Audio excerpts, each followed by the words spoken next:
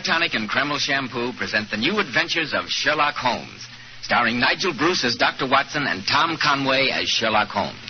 Well,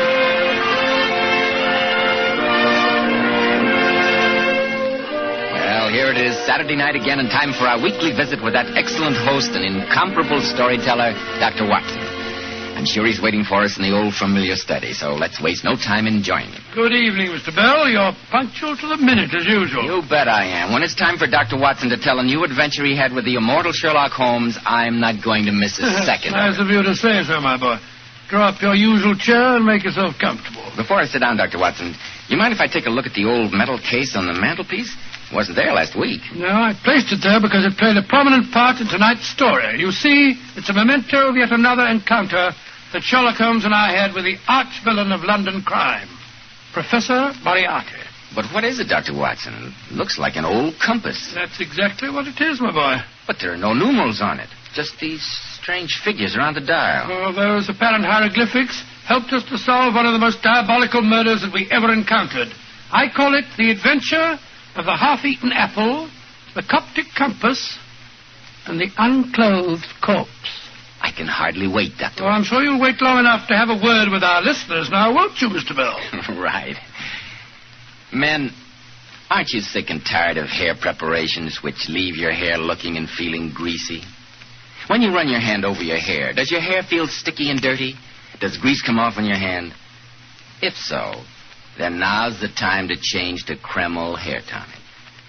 The first thing you'll notice about Kreml is how clean it smells, how clean it looks and feels on your hair and scalp. When you use Kreml, you can run your hand over your hair. And honestly, men, it's a pleasure. Not a trace of that greasy, sticky feeling. Yet you can't beat Kreml to keep hair neatly groomed. You see, Kreml contains a special combination of hair grooming ingredients which is found in no other hair tonic. That's why it keeps hair in place longer, with such a natural, well-groomed appearance. So, men, let Kreml give your hair this handsome, clean-cut look which is bound to make a hit, both on the job and with the ladies. Kreml, Kreml Hair Tonic. Now, Dr. Watson, how's about the compass, the half-eaten apple, and the unclothed corpse? Well, Mr. Bell, the adventure began on a November morning shortly after the turn of the century. Holmes, seldom one to indulge in exercise for its own sake, had displayed a rare burst of activity and joined me in a stroll through Regent's Park. Just before noon, we retraced our steps, and as we turned the corner into Baker Street, I nearly collided with a tall, well-dressed man walking in the other direction. Oh, I beg your pardon. Oh, it's quite all right, sir. Excuse me. Aren't you Mr. Sherlock Holmes? I am. I'm Major Stanley. Indeed. You're a little early for our appointment, Major Stanley. This is my colleague, Dr. Watson. How do you do, sir? Dr. Watson. I am early, Mr. Holmes, and when your housekeeper told me you were still out, I decided to take a stroll. Then let's walk back together, and perhaps you can tell me your problem as we go. It isn't exactly my problem, Mr. Holmes. You see, I'm aide de camp to the Maharaja of Kasul. Oh, really? It's a very interesting job, I should imagine. Yes, it is. I was in India myself, Peshawar and further north. I was once attacked by... Quite, Watson. Some other time, don't you think? Oh, sorry, Holmes. The Maharaja's problem would seem pressing since his emissary has been so eager to reach us. Please continue, Major Stanley. Mr. Holmes, have you ever heard of the Star of Kasul? A fabulously valuable diamond, isn't it? Yes. It's the treasure of the Maharaja's collection. At the moment, it's in the vaults of the Bank of England. No, it's the best place for it, I should say. There have been several jewel robberies lately. Yes, so I've been told, and that's why I've come to you, Mr. Holmes. You see, the Maharaja has come to England to have his portrait painted by a sergeant. Your problem becomes apparent, Major Stanley. When this portrait is painted, the Star of Kasul will no doubt be set in the Maharaja's turban. And you quite justifiably feel concerned about the jewel's safety. Exactly, Mr. Holmes. It must be cleverly and closely guarded on its daily journey from the vaults to the Maharaja's suite and back. Well, hardly sounds like a job for you, Holmes. No, Major Stanley. Without wishing to appear conceited, I may say that such a routine matter is rather outside my scope. The Maharaja insists on having you, Mr. Holmes. I assure you his fee would be princely. Here we are at 221B. Come in, Major Stanley. We'll discuss the matter further, if you like. Mrs. Hudson, we're back. Very well, Doctor. Oh, Mr. Holmes. Yes, Mrs. Hudson? There were 2 gentlemen waiting to see you. Said they had an appointment, but they've gone. Said they'd come back later. Did they leave their names? No, sir, they didn't. That's odd. Thank you, Mrs. Hudson. Hi, sir. Let's go upstairs, shall we, Major Stanley? Very well, Doctor. Regarding your problem, Major Stanley, it occurs to me that Humphrey Pedder might be a good man to see. Humphrey Pedder? Yes, I'm not personally acquainted with him, but I'm told that he specializes in the more physical aspects of detective work. The Maharaj will be very distressed if you refuse him, Mr. Holmes. Naturally, I wish to... I'm sorry, Major Stanley. I've made my decision. I can't handle the case. See Mr. Pedder, if you will. But Mr. Holmes, can't we sit down and talk about it, at least? Yes, Holmes. After all, there's no need to be rude. I'm afraid not. Good day, Major. I've heard you were eccentric, Mr. Holmes, but I didn't know how eccentric. Holmes, what on earth's the matter with you? You ask him up, and then you won't even let him into the room. For an excellent reason, Watson. Come inside. Look, there on the floor. Great heavens. I could hardly let the emissary of a Raja walk into a room containing a corpse, and an unclothed one at that.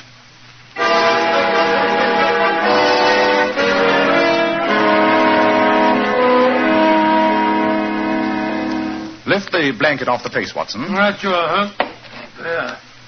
Oh, Doctor, the poor man. Is that the face of one of the men that called here? Aye, sir, it is.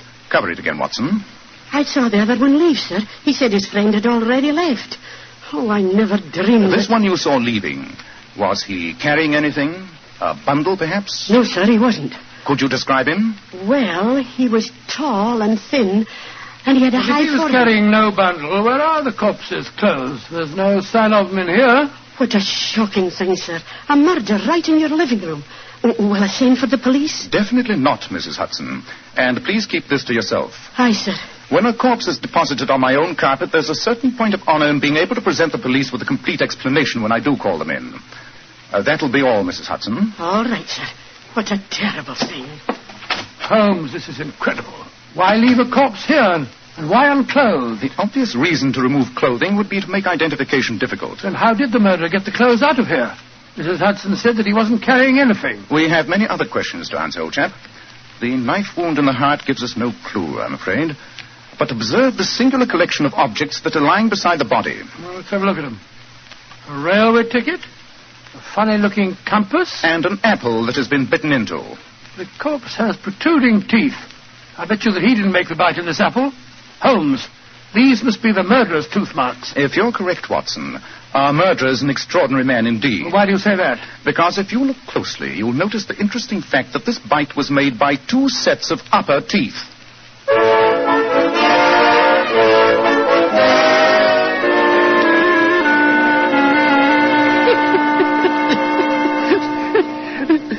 You're the one and no mistake, Professor Moriarty. 2 sets of upper teeth. Well, that was the best touch. Yes, Carter. I must confess it was neat. Simple, of course. You start the bite with your upper teeth, reverse the apple, and conclude the bite. Yes, simple. But I trust also somewhat disconcerting for the great Sherlock Holmes. Our past encounters have given me an insight into his very unusual mind. I'd like to have watched his face when he walked in there, Professor. So would I. But the next 24 hours will give me little leisure, I fear. I must arrange for a certain matter concerning a change of ownership in the Star of Kasul. This should be a fascinating game. But the old compass and the railway ticket. Carter, with your somewhat limited cranial development, it must be hard for you to absorb the subtler points in such a plan, but surely its basic purpose is obvious. Sherlock Holmes is about to be engaged by the Maharaja to guard the jewel. I had to divert his attention, so I perpetrated an intriguing murder on his own doorstep and surrounded the corpse with meaningless and completely unrelated objects which I knew would torment his curiosity and keep him off my trail. And that corpse would take some explaining to the police, too, Professor. Yes, that's why I placed it there. It puts him in an acutely embarrassing position. He has to try and solve the case or become the laughing stock of London. It's one of your neatest jobs, Professor. Oh, I won't say that, Carter. But I'm quite sure that I've posed a problem that Sherlock Holmes will be totally unable to resist.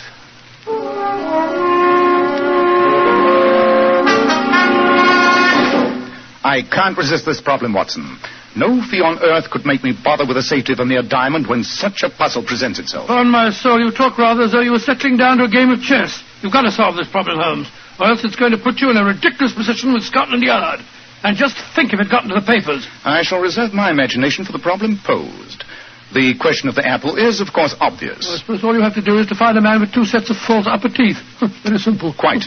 The only way such an imprint could be left is to take a half bite with the upper teeth, reverse the apple, and repeat the procedure. The only question here is, why indulge in such a bizarre performance? Well, whatever the reason, those are the murderer's tooth marks. Unquestionably. You notice the eaten portion of the apple has only just commenced to turn brown. The bite was undoubtedly taken in this room. But to identify teeth marks is a monumental problem and might prove insoluble. Let's turn our attention to the compass for a moment. Oh, I've never seen one like it. There are no numerals on it, no points of the compass indicated anywhere. Just a lot of funny little squiggles. Oh, no, Watson. Surely you recall the singular affair of the Coptic patriarchs? You overrate my memory, Holmes. In any case, I don't even know what a Copt is. My dear Watson, sometimes you astound me. Well, it seems to me it takes very little to astound you. I repeat, what is a Copt? The Copts are the principal Christian race descended from ancient Egyptian stock. What you refer to as squiggles on this compass, in reality, are letters of the Coptic alphabet. Oh, that makes it more confusing than ever. An apple bitten into by an eccentric, and now a compass with ancient Egyptian lettering on it. I just can't see any relation between the two of them. And yet we know there must be. That's what makes the problem so fascinating. Well, what does the compass tell you, Holmes? 2 things. The Coptic lettering on the dial is inscribed by hand. Obviously, it was constructed for a Copt who could speak no European language. Yes, the corpse was definitely not of Egyptian origin. I'll wager that he was born not too far away from the sound of bow bells. I agree, Watson. And so the problem becomes more confusing. Now, let us examine another piece of this fascinating puzzle. The railway ticket. Well, it's the unused return half of a first-class ticket from the village of Chipping Sodbury to London. Yes. And the date stamped on the back is November the 6th. Today? Yes, Watson, today. Chipping Sodbury is a tiny village. I imagine that the number of passengers that travelled from there to London this morning could be counted on one hand. You're going to Chipping Sodbury? Yes. It shouldn't be too hard to find out who purchased this ticket.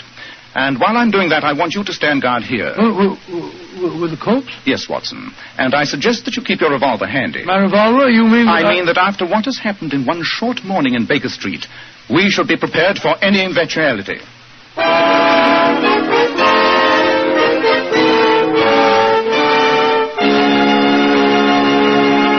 In just a moment, we'll see just what eventualities do develop.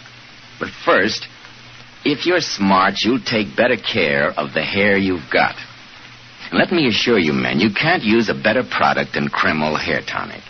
This highly specialized hair tonic contains a special combination of hair grooming ingredients which no other hair tonic has. That is why Kreml keeps your hair in place longer. Why your hair always has such a natural, well-groomed appearance, never greasy or sticky. And listen carefully to this, men. Kreml does lots more than keep hair looking handsome. A quick massage with Kreml stimulates the circulation of blood right in the surface of the scalp. Notice how alive, how invigorated, how clean your scalp feels. At the same time, Kreml removes loose dandruff. And if your hair is so dry that it breaks and falls, Kreml actually helps condition the hair by making it feel softer, more pliable. So, men, why be satisfied with a product which merely keeps your hair in place when you can have handsomely groomed hair plus all those extra advantages of Kreml? Buy a bottle as soon as possible at any drug counter. Kreml, Kreml Hair Tonic.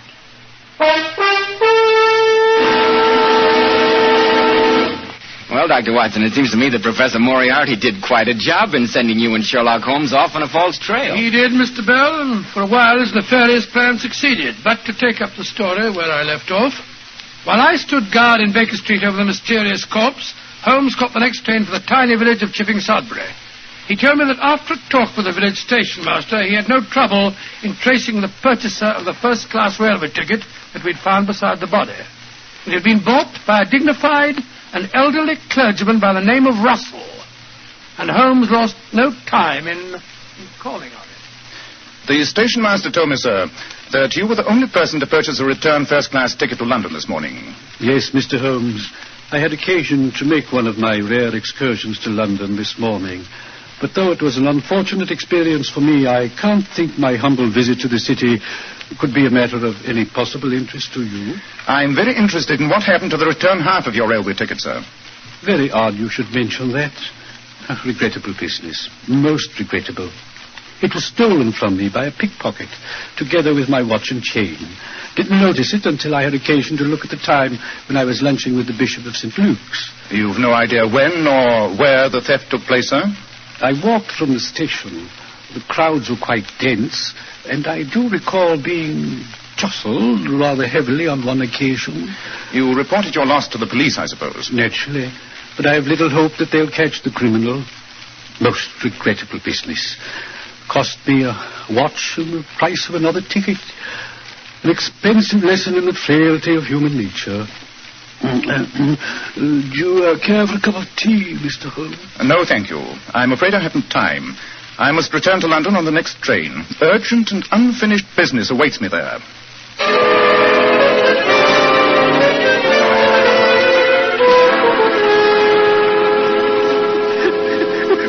We followed Sherlock Holmes to Paddington Station, Professor Moriarty. Excellent. He caught the train for Chipping Sudbury, no doubt, Carter? Oh, yes, Professor. A fat lot of good that'll do him, even if he does find the old clergyman we pinched the stuff from. But it consumed valuable time. Time during which I can complete our plans regarding the Star of Kersul. Before midnight tonight, I think I can safely say that the jewel will be in our hands. How very fortunate that Sherlock Holmes has such a devouring curiosity.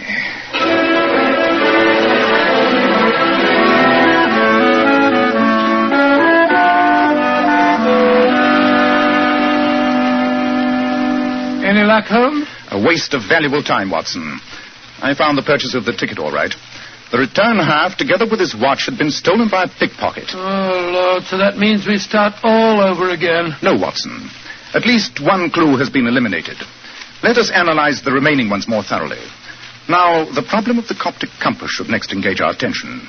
A call on the Egyptian embassy might prove illuminating. You know, Holmes, while you were away, I had a brainwave. Congratulations. It was connected with the missing clothes from the corpse. Where, I asked myself, where would be the obvious place to hide clothes? Why, in the clothes closet, of course. So I searched both our wardrobes absolutely thoroughly. They weren't there.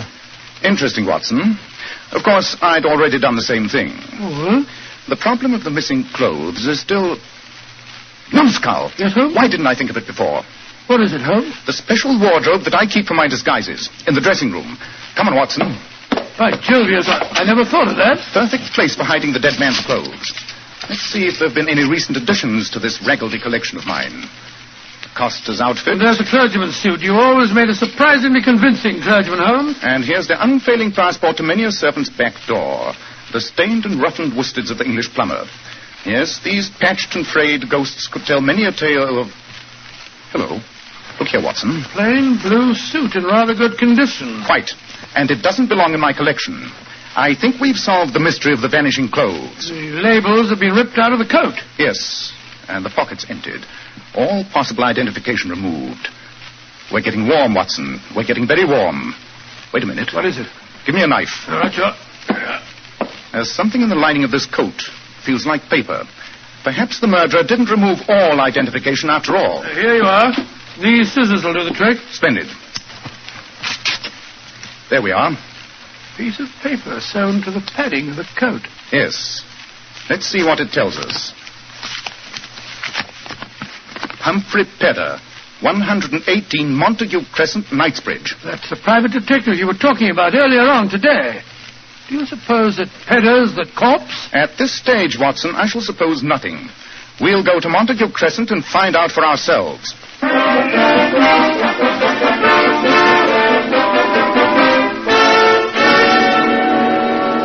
Mr. Pedder, I can't say how glad I am that we found you alive and well. From what you gentlemen have told me, Doctor, I feel glad myself to be here.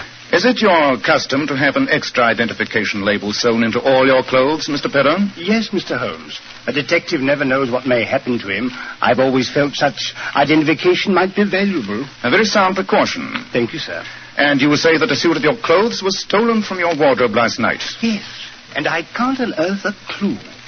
Embarrassing situation for a detective, Mr. Holmes. Yes, it certainly is. Though I'm sure in your position, you've never had a thing like that happen to you. I doubt, Mr. Pedder, if you know just how embarrassing a detective's life may become. Yes, indeed. Take our present situation, for instance. Quite, Watson. Mr. Pedder. I can't get a word in, Edgeworth. Did Major Stanley call on you today? I suggested that you would be eminently suited to the task of guarding the Maharaja's diamond. Yes, Mr. Holmes. I'm going over to the Savoy tonight to talk to the Maharaja.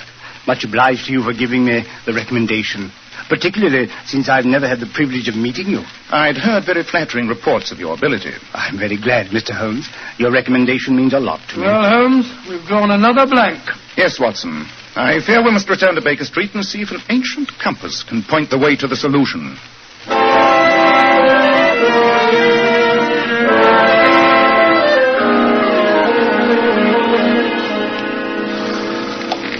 Where to, sir? The Egyptian Embassy in Grosvenor Square, cabin. Right, sure, Governor. Jump in, Watson. I feel a blasted fool trotting around London with a Coptic compass under my arm. I hope this leads us somewhere. If the excursion proves fruitless, Watson, I'm afraid I shall be compelled to get in touch with Scotland Yard. A few hours' delay in reporting a murder can be explained, but beyond that, we may find ourselves in trouble. I think you should have reported it before this. By the way, Holmes, did you notice the brougham and pair that drove up to Pedder's house just as we left? I'm afraid for once I was sufficiently preoccupied to yield to you in observation, my dear Watson. I'm not certain, but I thought it was Major Stanley who stepped out of it. Major Stanley? And yet Mr. Pedder said that... But of course! What an idiot I've been! Cabby! Cabby! Yes, sir? Turn around and drive us to the Savoy Hotel as fast as you can. Right, you are, Governor. But why the Savoy Hotel, Holmes? Surely the situation is crystal clear now, Watson. Just about as clear as porridge to me. The whole thing's a plot to fool me. Tell me, Watson, what is suggested to you by the combination of an unclothed corpse, a stolen suit, and a railroad ticket? Well, if I knew the answer, Holmes, I'd have given it to you this morning and saved ourselves a lot of trouble. The answer, Watson, is organization. A group of well-organized criminals who are able to perform these unrelated tasks. And who is the only person in London who can arrange for running the criminal gamut from murder to plain pickpocketing? Moriarty. Professor Moriarty? Of course. Remember Mrs. Hudson's description of our visitor? Tall, thin, and with a high forehead. And if you add organization and Moriarty to Major Stanley, the Maharaja of Kursul, and a portrait painter, the sum total should be apparent. You mean that you've solved the problem of the unclothed corpse? I mean I know precisely how Professor Moriarty intends to steal the star of Kursul. Faster, cabby. There's not a moment to lose.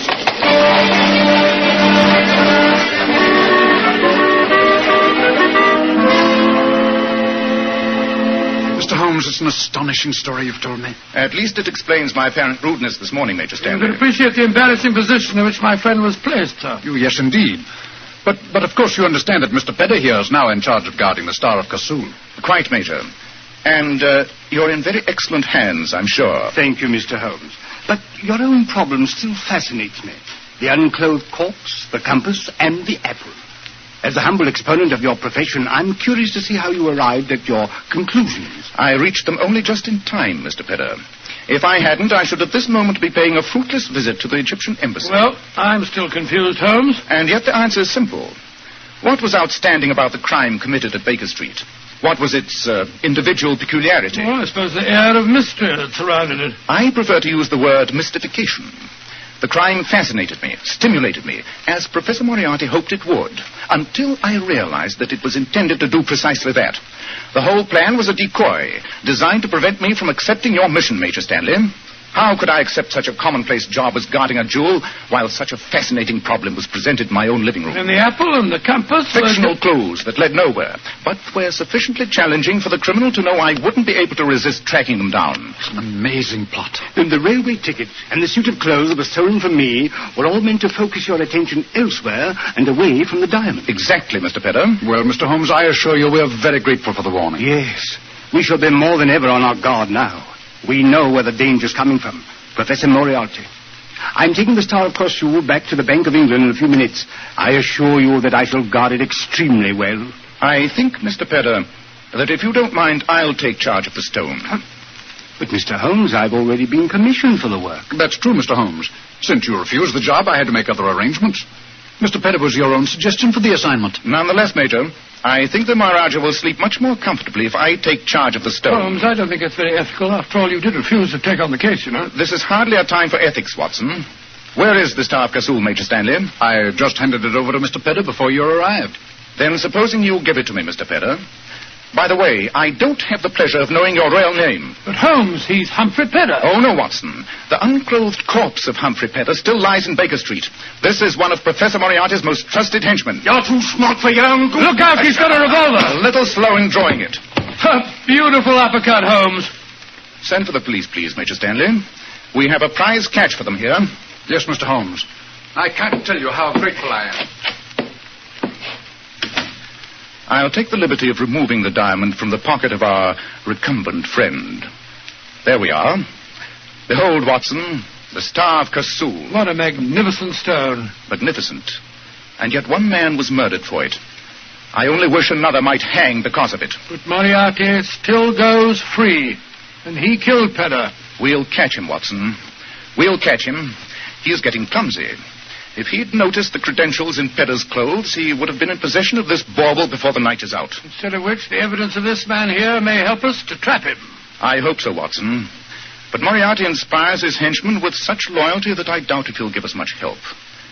The jewel is safe, our own peculiar problem is solved, and we've captured a prize villain.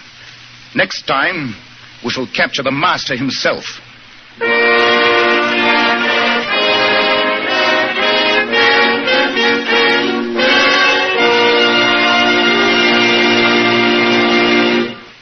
Did you, Dr. Watson? Did I what, Mr. Bell? Did you and Holmes finally capture Professor Moriarty, the master himself? No, Mr. Bell. Haven't you got a word for our listeners? Yes, I have. In just a moment, Dr. Watson will be back to tell us about next week's story. Girls, here's some advice from one of America's foremost beauty authorities, John Robert Powers. Mr. Powers tells his famous $1 million Powers models to use only Kreml shampoo to wash their hair. And how right Mr. Powers is. Because Kreml shampoo has been especially developed to glamour bathe each tiny strand of hair to its own natural, glossy luster. It leaves the hair shining bright for days. Just a vision of beauty. You know, Kreml shampoo is great for washing children's hair, too. Yes. Its luxurious active foam thoroughly cleanses the hair and scalp and removes all loose dandruff as well as the dirt. Kreml shampoo never dries the hair.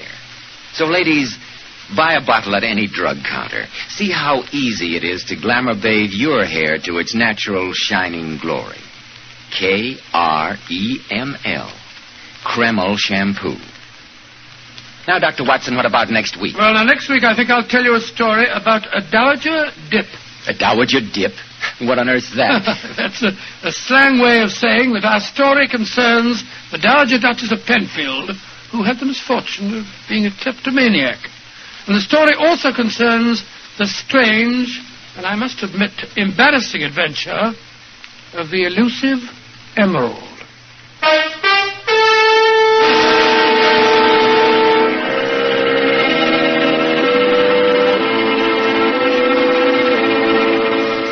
Tonight's new Sherlock Holmes adventure was suggested by an incident in Sir Arthur Conan Doyle's story, The Final Problem. Nigel Bruce appeared by permission of California Pictures. Tom Conway through the courtesy of Eagle Lion Pictures. This is Joseph Bell speaking for Kreml Hair Tonic and Kreml Shampoo, and inviting you to be with us next week at this same time, when Dr. Watson will tell us about the adventure of the elusive emerald.